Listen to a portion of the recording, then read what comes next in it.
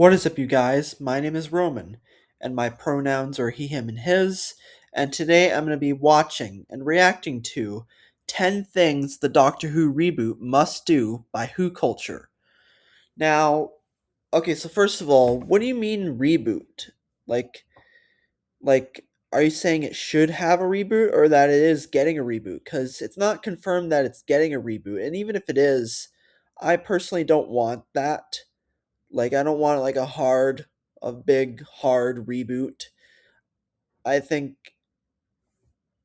I don't know. I mean, maybe if it was like, because like we already have what the CBBC show that's animated, and that's not necessarily canon. That's just like a reboot basically. So from what I understand, so I don't think I think the main show should just keep going the way it is. But I guess they're saying it. But if it's just a what if scenario, then I guess it's I guess it's all right, and maybe they'll just say like if it were to reboot, what could happen and what shouldn't. But anyways, with that being said, um, um, be be sure to subscribe to Who Culture. I will link them in the description below. And without any further without any further of a delay, let's get started. Doctor Who is currently Or without any further delay, let's lock in. Doctor Who is currently at one of the biggest turning points in its history. It's all but confirmed that the next era will be a big reboot. Not in the sense that the show will start over again with the first Doctor. Wait, it is? Wait, hold on. Let me just. At one of the biggest turning points in its history. Yep, it's in tender process. It's all but confirmed that the next era will be a big reboot. Wait, so it's all. Okay, so it's all but confirmed. Does that mean, like, it hasn't been confirmed? Like, anything but that has been confirmed? Or, I don't know. Let's just see. Not in the sense that the show will start over again with the first Doctor. Right. But in the sense that this will likely be the biggest overhaul of Doctor Who in over 20 years. Exactly what it will look like isn't clear. Who will be writing it? What colour will the logo be? How will the theme tune sound? Will there be any decorative vegetables this time? But what is clear is that there's going to be so much riding on it, and in our minds there are several things it needs to do in order to set itself up for success. Number 10. Give the Doctor one main costume. One of the biggest things that marked the 15th Doctor out from his predecessors was the fact that he lacked a regular outfit and would switch up his appearance in each adventure. As a result, it felt like this Doctor was just a guy wearing clothes rather than an alien with a particular quirk. Russell T Davies wanted that's true. To make 15 easier to cosplay, but he also succeeded in making him the least iconic Doctor of all time. Yeah, that's kind of true. I mean, I think like I think that I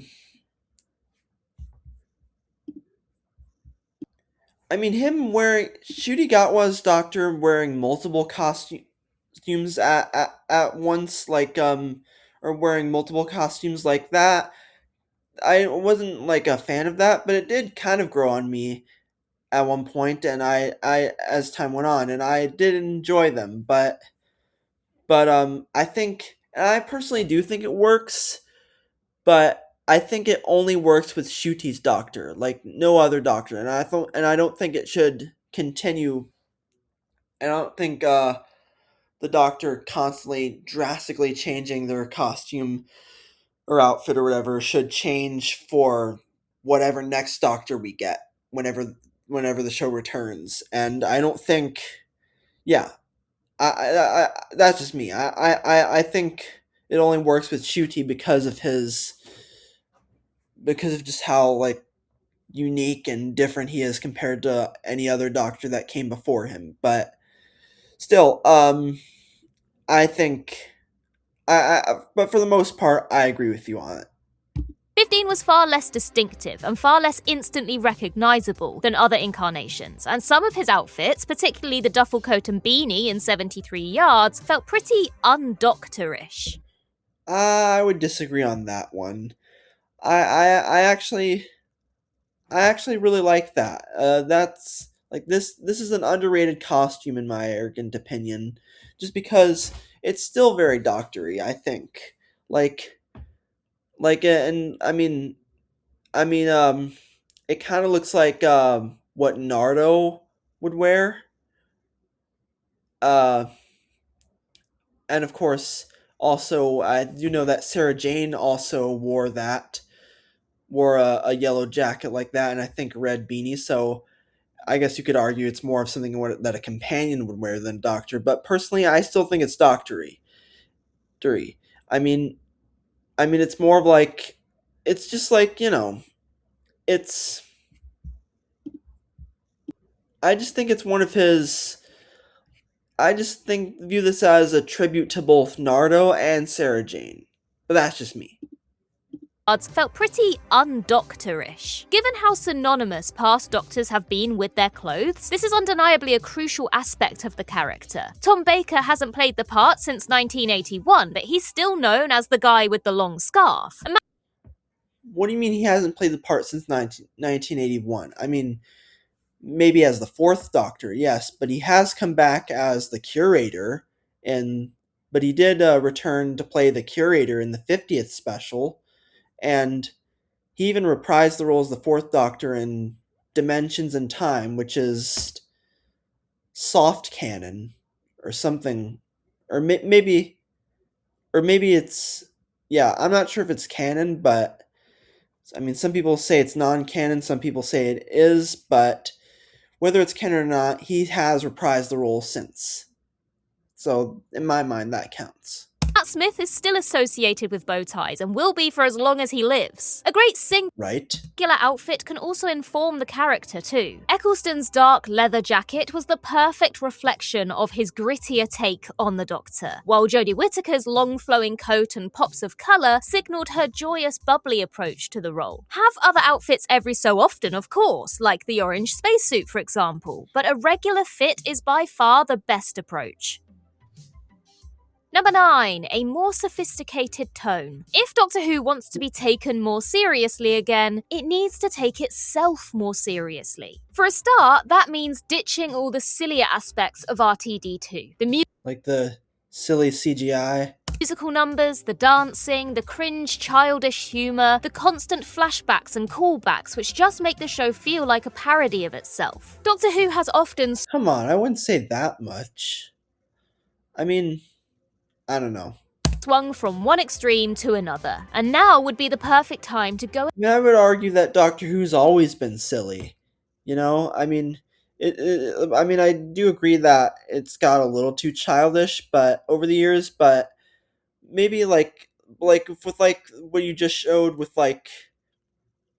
um the Absorbaloff. Like this was a silly monster in a really goofy episode. So I think I would argue it's always been like a silly show. I mean, with a few serious moments, but yeah. At the same time, I do kind of want like the serious or not serious, but just like more, yeah, like the show taking itself seriously, like it did in Peter Capaldi's era. But like, just know that it's not just Shooty's era that's been silly. Like it was like that with Matt Smith's era, and whether I like it or not, that's another discussion. But you know what I mean. And now would be the perfect time to go in a more mature and sophisticated direction. That doesn't mean it needs to be the most bleak and depressing thing on TV, it's just that its baseline should be a bit more grounded. Exactly. That's kind of what I'm saying, actually. Have the Doctor solving a murder mystery that spans the cosmos, or go more horror-infused like the early Tom Baker seasons, or more in tune with real-world science, which is how we ended up with stuff like the Cybermen in the 60s. Doctor Who should also be smarter and more ambitious with its storytelling, not just its tone. Stephen Moffat was criticised for making Doctor Who too convoluted, but the kind of ambition he displayed with his complex time travel stories and series arcs is something we need more of, not less of. Ah, yeah. Particularly in the streaming age, people don't want stuff that plays it safe. They want stuff that's breaking new ground and doing something different. Number 8. Rethink the TARDIS and sonic screwdriver. The TARDIS and sonic are always going to be highly subjective, but it feels Not sure what you mean by that, but I'm about to find out. like we haven't had a truly great version of either in quite some time. The Disney-era TARDIS Are you sure? was an impressive set, and a true feat of engineering with those curved walls of roundels and What? I liked it. spiraling walkways. But it also felt quite empty and soulless. And the less said about whatever that What? I liked it.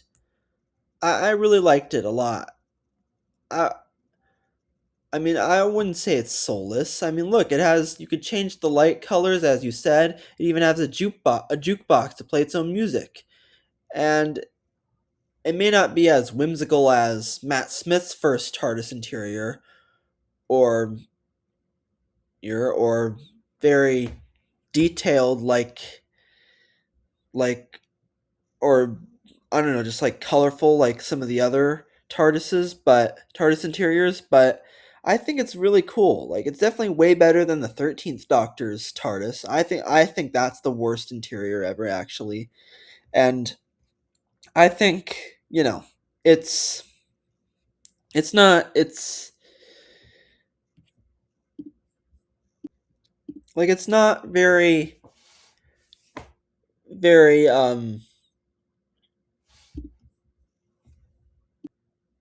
like I don't know, like it's just like it's cool. It's very cool and one of my top favorites. I wouldn't say my favorite, but one of my favorites. I do like the Disney era TARDIS one of the most. Like, well, maybe not the most, but definitely way better. I think it's the exact opposite of Jodie Whittaker's TARDIS because I think what you just said about this one lacking like I wouldn't say it was empty. I thought it was like there was lots of space and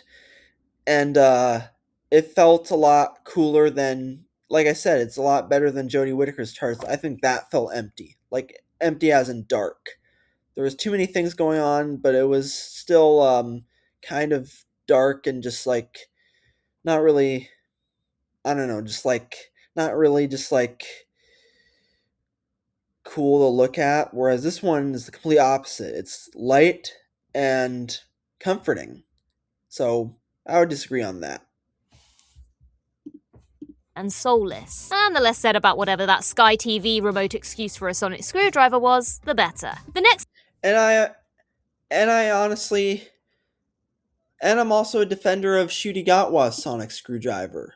Of Ncuti Gatwa's sonic screwdriver, like or the 15th Doctor's sonic screwdriver, because like I mean that's true. A lot of people do tend to hate on his sonic. Me personally, I don't mind it. It just feels weird calling it a screwdriver, but still, I don't think it's the worst one ever. I also think Jodie Whittaker's 13th Doctor's sonic screwdriver is the worst one. TARDIS interior should be moodier and more furnished, to match what we're hoping to see from the show's tone, and make it a 360-degree set again, a la the 2013 and 2018 interiors, which would make it feel more like a room and less like a set. For the Sonic, the solution is simple. Just make it actually look like a Sonic. As the Oh, come on. recently revealed Fugitive Doctor model proves, along with 2025's brilliant Rani model, it is still possible to do something different with the original template. I mean, I mean, fair point, but I don't know. I think Sonic Screwdriver has had decent updates over the years, but this is a cool design. I guess that's how I would imagine the 16th Doctor's Sonic to look like, but apparently this is supposed to be the fugitive doctor's sonic screwdriver, which makes no sense at all because I thought she doesn't know what a sonic screwdriver is yet. Like, she questions Jodie Whittaker's, like, we see the 13th Doctor use the sonic screwdriver, and she doesn't know what that is. The fugitive doctor doesn't know what that is. So what, how could she have one unless she like later got one? But no, like she comes before the first doctor, so she couldn't have had, who never had a sonic screwdriver. So how could she have a sonic screwdriver of her own? That doesn't really make sense. And that's if we still need the Sonic at all. Given how overused it's become, it might be best to just ditch it entirely. Right. I mean, they've done that in the past where they almost ditch it entirely where um they because they feel like it's being overused and the doctor's solving his problems. That is a fair point, but yeah.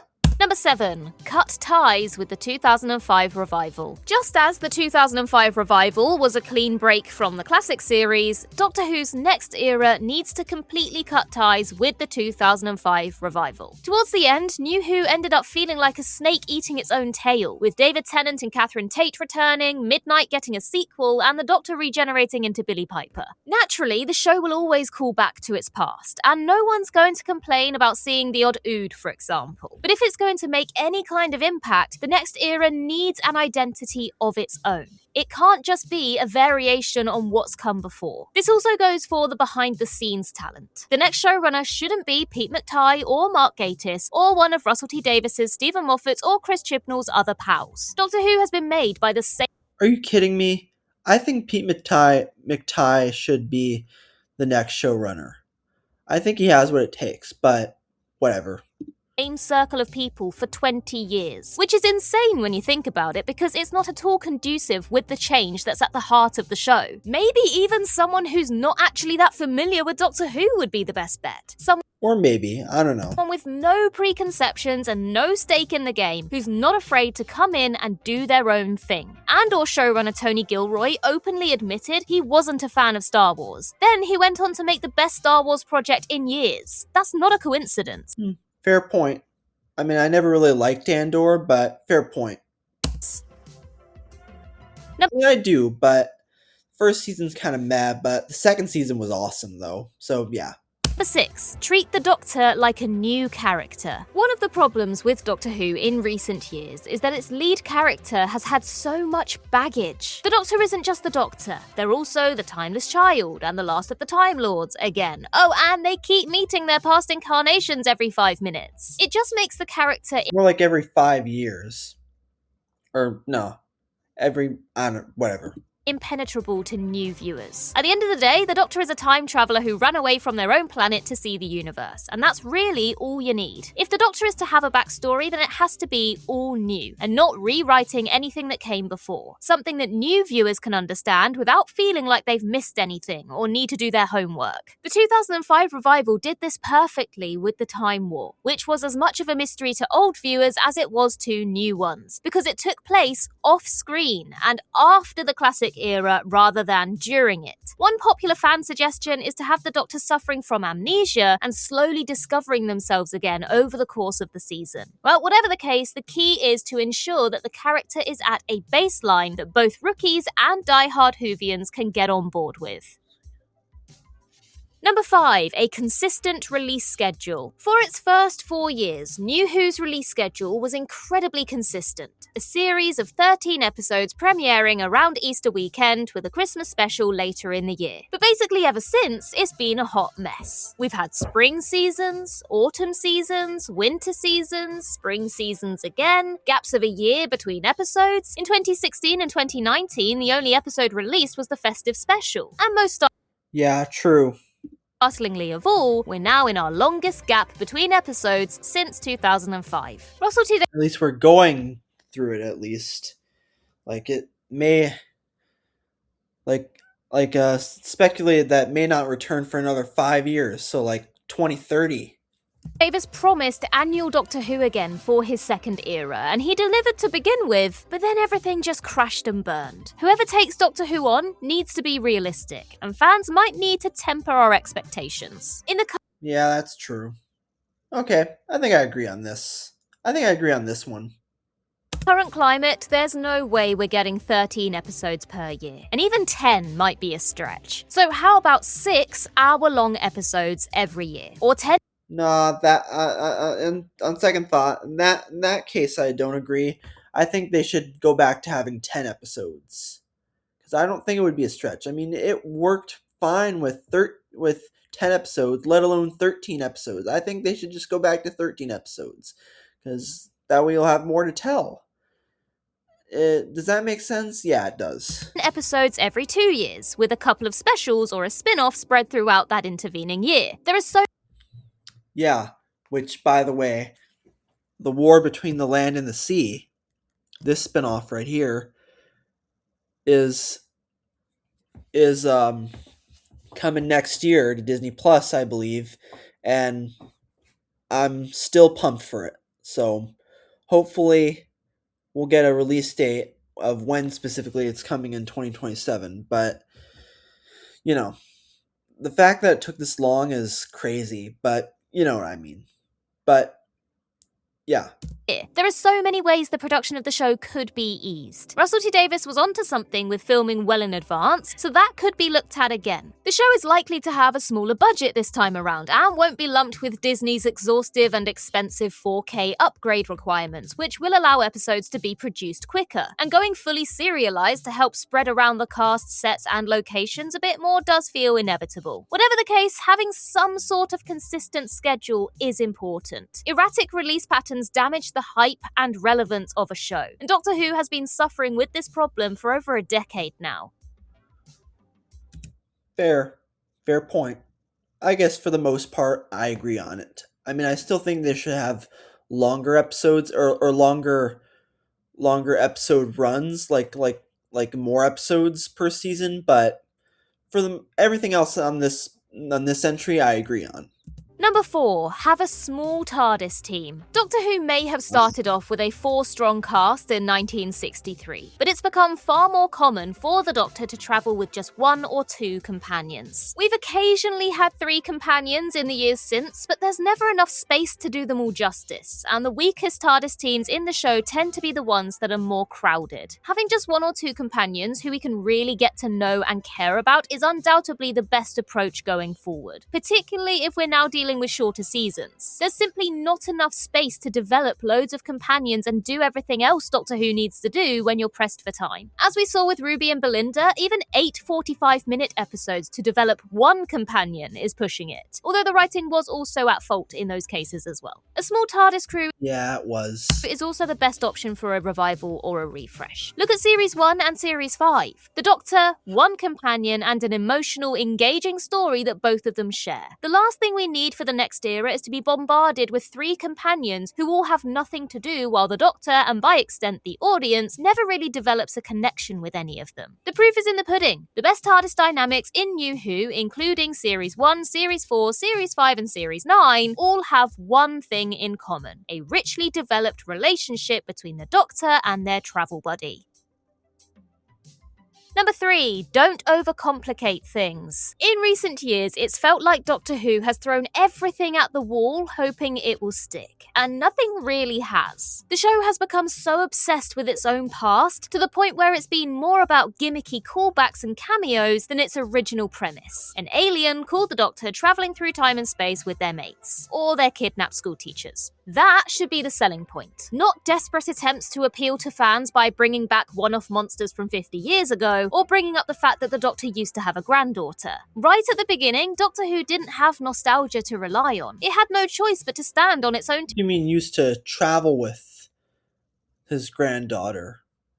whatever. 2 feet and tell original, simple stories. While the landscape has changed massively since then, it really wouldn't hurt to go back to basics and treat Doctor Who like a brand new show again. No timeless children or bi-generations, no Doctorverse, no fourth wall breaks and musical numbers, no Daleks, Cybermen or Master in every single finale, not blowing up Gallifrey every 10 minutes. Rather than looking at every I agree with everything except for the Cybermen. I think the Cybermen are used way less than Daleks. I mean, they're overused, but not overused as the Daleks. But I don't know. everything that's gone before and asking how do we reinvent this, the incoming production team should be asking, if Doctor Who was being devised today rather than in the 1960s, what would it look like? Number 2, cast a total unknown as the Doctor. When it comes to the profile of the actors playing the Doctor, there's no hard and fast rule. While we've never had an actual A-lister, we have had established actors who are already known for other shows, Yeah, like Peter Capaldi. And like don't cast like a actor that's already well known in Hollywood. Stuff like that. like Peter Capaldi in The Thick of It or Jodie Whittaker in Broadchurch. At the other end of the spectrum, we've had complete unknowns like Tom Baker and Matt Smith, whose big break was Doctor Who. Ncuti Gatwa was a weird mix of the two. While he wasn't quite a household name before Doctor Who, his star was already on the rise. And even when he was playing the Doctor, he had other plates spinning, from the final seasons of Sex Education to stage plays, film roles, and fashion campaigns. How much more exciting would it be to have someone we only know as the Doctor, because we've never seen them as anyone else? Going out and finding the next Matt Smith would be an ideal move for the new era. It gives us something fresh and different, something we've never seen before. It allows the actor to truly inhabit and become the Doctor, and aids the storytelling in the sense that there's no star power to distract from it. It might also be easier to tie a newbie down to a longer deal and get them to devote more of their time to being an ambassador for the show. Of course, there are multiple ways to cast the Doctor and multiple ways to make it work, but for us, the unknown route ticks more of the boxes we need right now. Number 1. Sprinkle in lore slowly and carefully. Every time Doctor Who resets itself, there's a question of when to bring in existing lore and how. New Who started and ended. Oh yeah, lore. I did see the word lore. Like for a second, I thought she said law because in her British accent, it sounds like she's saying law, but I was like law. But then I looked and I said and I was like, it says lore. So like the story's lore. With 2 contrasting approaches: the cautious reintroduction of iconic elements in RTD1 and the nostalgia overload that was RTD2, where every other episode featured an obscure returning character or villain. Needless to say, the former was more successful. The RTD1 approach of bringing back a new big bad each year, the Daleks in 2005, the Cybermen in 2006, the Master in 2007, the Sontarans and Davros in 2008, and the Time Lords in 2009, worked perfectly, and enough time has passed for it to be repeated. Even the order in which those returns happened was smart. Daleks, Cybermen, Master, Sontarans, Time Lords. That's basically in order of how popular and iconic they are, from most to least. By the time it got to Series 4, the show had earned bringing back the Sontarans, Davros, the Time Lords, and visiting Gallifrey, and the audience was ready for it. The next era doesn't need to follow that template to a T, but certainly with the Daleks and Cybermen, there's a real opportunity to do some big RTD1 style headline-making comebacks, because neither has appeared in the show since 2022. With other stuff, Yeah, unless you count the Dalek Minnesota with the 14th Doctor, but that's about it. Like, we haven't seen the Master since 2022, and we haven't seen the Cybermen since 2022. It's simply about striking the right balance. The whole point is to attract new viewers, and you have to earn their trust and get them on board before going crazy with Doctor Who history. If the first season is about the Zabi and the Wirren having a war outside Totter's Lane while Romana returns to help the Doctor fight a new CGI Black Guardian, then we've already lost. Certainly, give the Daleks an episode in Season 1, but Sutekh is a Season 3 villain at best. Above all else, the new production team has to understand that viewers don't like feeling as though they're missing an inside joke. That's one way to have people reaching for the off button. And that concludes our list. But for further discussion on this, then do check out mine and Sean's recent discussion video all about the future of Doctor Who and our thoughts on that. In the meantime, Oh yeah, I think I have seen that.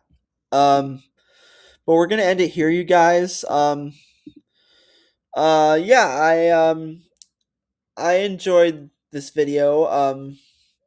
I mean, I don't. There are some things that I don't necessarily agree on, but I do. At the same time, I do think a lot of these are fair points, and you know, they're just like lots of better ways to improve Doctor Who. But yeah, so I hope you enjoyed this video. If you did, be sure to give it a thumbs up, possibly share it with a friend, and if you're new, subscribe to my channel, and I'll see you in the next one. Cheers, bye bye.